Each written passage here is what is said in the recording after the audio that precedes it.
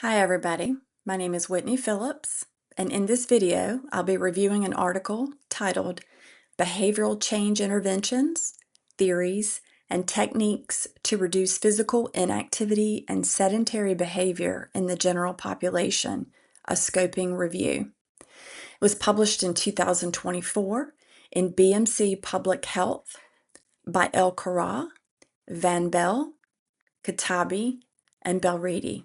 And I'm sorry if I butchered those last names. So the purpose of this study was to map behavioral change interventions, theories, and techniques used to reduce physical inactivity and sedentary behavior in the general population. The authors conducted a scoping review, which means they systematically searched, screened, and summarized a large body of research rather than testing one specific intervention. They reviewed 1,173 records and ultimately included 29 studies that met their final criteria. The key findings were most interventions were conducted at the individual level. 15 of the 29 studies, with far fewer addressing interpersonal, organizational, or community settings. The most common theoretical frameworks were social cognitive theory, the social ecological model, self-determination theory, and the trans-theoretical model. Across the studies, the most frequently applied behavioral change techniques were found to be goal setting, action planning, and social support. These are familiar tools in health and wellness coaching, supporting accountability and motivation.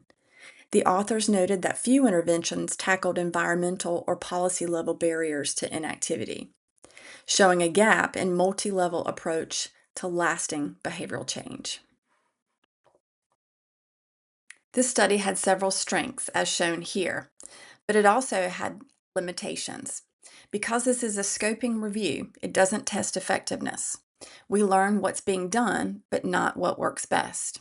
The studies included were so diverse in design and population that it made it difficult to draw firm conclusions.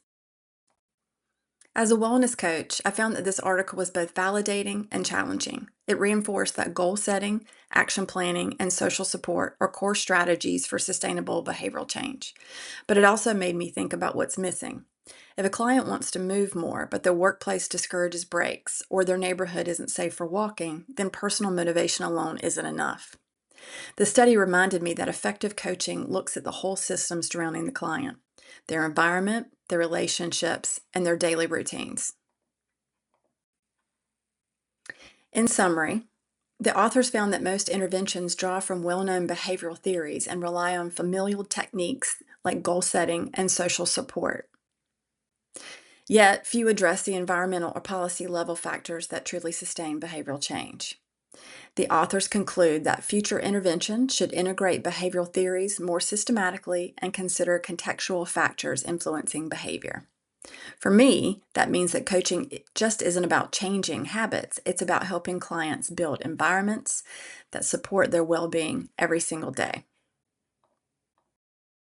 Thank you for watching, and I look forward to hearing your reflections as well.